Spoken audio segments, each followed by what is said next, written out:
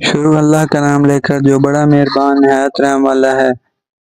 اسلام کی تبلیغ۔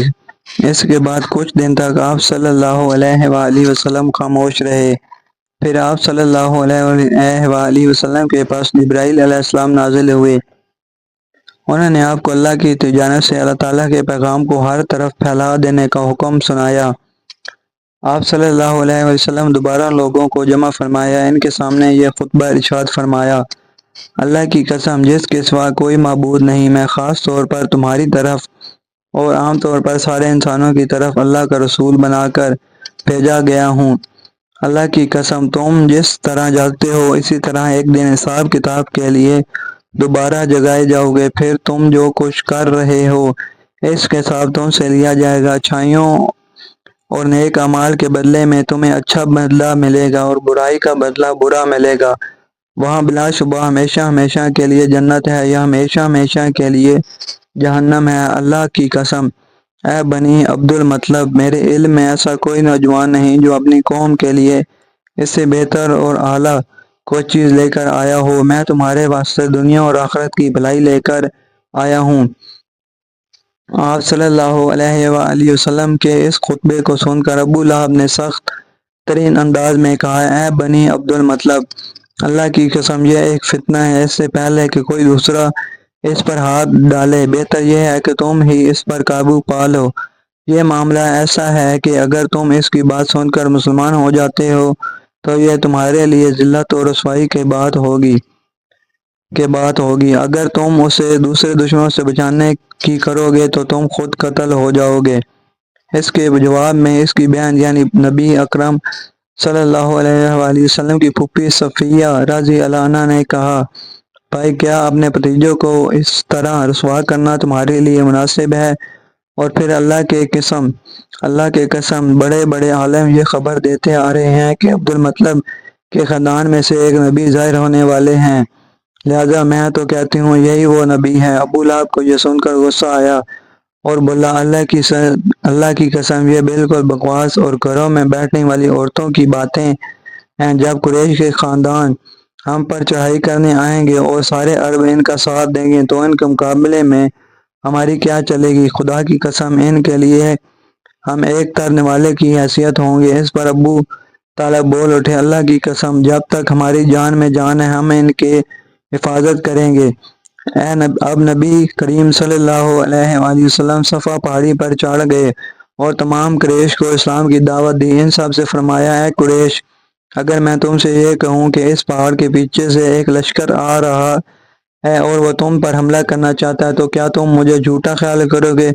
سب نے ایک زبان ہو کر کہا: نہیں، اس لیے کہ ہم آپ کو آج تک جھوٹ بولتے ہوئے نہیں سنا۔ اب آپ نے فرمایا: اے گروہ قریش، اپنی جانوں کو جہنم سے بچاؤ، اس لیے کہ میں اللہ تعالیٰ کے ہاں تمہارے لیے کچھ نہیں کر سکوں گا۔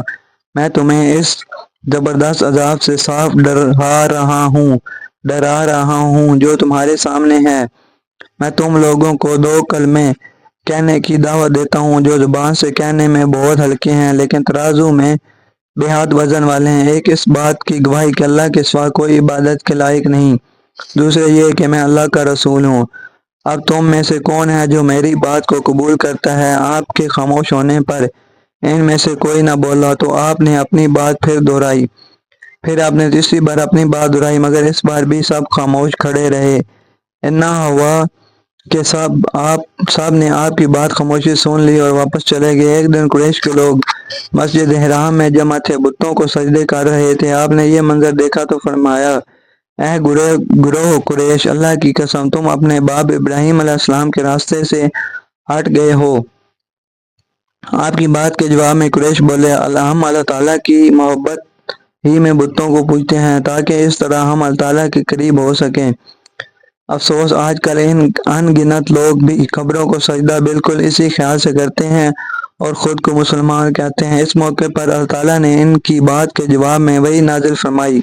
ترجمہ: آپ فرما دیجئے اگر تم اللہ تعالیٰ سے محبت رکھتے ہو تو میری پیروی کرو، اللہ تعالیٰ تم سے محبت کرنے لگیں گے اور تمہارے سب گناہوں کو معاف کر دیں گے۔ سورۃ آل عمران آیت 31۔ قریش کو یہ بات بہت ناگوار گزری۔ انہوں نے ابو طالب سے شکایت کی: ابو طالب تمہارے بھتیجے نے ہمارے معبودوں کو برا کہا ہے، ہمارے دین میں عیب نکالے ہیں، ہمیں بے عقل ٹھہرایا ہے، اس نے ہمارے باپ دادا تک کو گمراہ کہا ہے، اس لیے یا تو تمہاری طرف سے آپ نپٹیے یا ہمارے اور اس کے درمیان سے ہٹ جائیے، کیونکہ خود آپ بھی اسی دین پر چلتے ہیں جو ہمارا ہے اور اس کے دین کے آپ بھی خلاف ہیں۔ ابو طالب نے انہیں نرم الفاظ میں یہ جواب دے کر واپس بھیج دیا کہ اچھا، میں انہیں سمجھاؤں گا۔ ادھر اللہ تعالیٰ نے حضرت جبرائیل علیہ السلام کو آپ کی خدمت میں بھیجا۔ حضرت جبرائیل علیہ السلام نہایت حسین شکل اور صورت میں بہترین خوشبو لگائے ظاہر ہوئے اور بولے، اے محمد صلی اللہ علیہ وآلہ وسلم، اللہ تعالیٰ آپ کو سلام فرماتے ہیں اور فرماتے ہیں کہ آپ تمام جنوں اور انسانوں کی طرف اللہ تعالیٰ کے رسول ہیں، اس لیے انہیں کلمہ لا الہ الا اللہ محمد رسول اللہ صلی اللہ علیہ وآلہ وسلم کی طرف بلائیے۔ یہ حکم ملتے ہی آپ نے قریش کو براہ راست تبلیغ شروع کر دی، اور حالت اس وقت یہ تھی کہ کافروں کے پاس پوری طاقت تھی اور آپ کی پیروی کرنے کے لیے ہرگز تیار نہیں تھے۔ کفر اور شرک ان کے دلوں میں بسا ہوا تھا، بتوں کی محبت ان کے اندر سرایت کر چکی تھی، ان کے دل اس شرک اور گمراہی کے سوا کوئی چیز بھی قبول کرنے پر آمادہ نہیں تھے۔ شرک کی یہ بیماری لوگوں میں پوری طرح سما چکی تھی۔ آپ صلی اللہ علیہ وآلہ وسلم کی تبلیغ کا یہ سلسلہ جب بہت بڑھ گیا تو قریش کے درمیان ہر وقت آپ ہی کا ذکر ہونے لگا۔ وہ لوگ ایک دوسرے سے بڑھ چڑھ کر آپ سے دشمنی پر اتر آئے، آپ کے قتل کے منصوبے بنانے لگے، یہاں تک سوچنے لگے کہ آپ کا معاشرتی بائیکاٹ کر دیا جائے۔ لیکن یہ لوگ پہلے ایک بار ابو طالب کے پاس گئے اور ان سے بولے، ابو طالب، ہمارے دین آپ بڑے قابل، عزت دار اور بلند مرتبہ آدمی ہیں، ہم نے آپ سے درخواست کی تھی کہ آپ اپنے بھتیجے کو روکیے، مگر آپ نے کچھ نہیں کیا۔ ہم لوگ یہ بات برداشت نہیں کر سکتے کہ ہمارے معبودوں کو اور باپ داداؤں کو برا کہا جائے، ہمیں بے عقل کہا جائے۔ آپ انہیں سمجھا لیں، ورنہ ہم آپ سے اور ان سے اس وقت تک مقابلہ کریں گے جب تک کہ دونوں فریقوں میں سے ایک ختم نہ ہو جائے۔